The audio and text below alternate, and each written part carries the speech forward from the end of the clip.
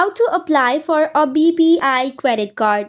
Hey guys, welcome back to the channel. Today let's guide through how to apply for a BPI credit card. First and foremost, open any of your preferred browser and go to bpi.com.ph in the browser. Once that is done, you will see the section of cards. Tap on the drop down menu and from there click on credit cards from the type of cards. Next up, you need to choose the BPI credit card that best suits your needs. Once that is done, tap on Apply Now button. It should take you to another page which is for application. You can begin the application by choosing if you are an existing customer or not. Tap on the option and tap on Apply Now. Next up, fill in the details such as personal information.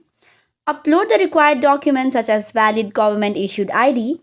Accept the terms and conditions and click Continue.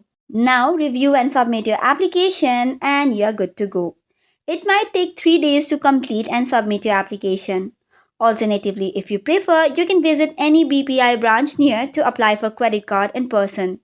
And that's it for today's video. For more such contents, do not forget to hit the like and subscribe button. Thank you and keep watching.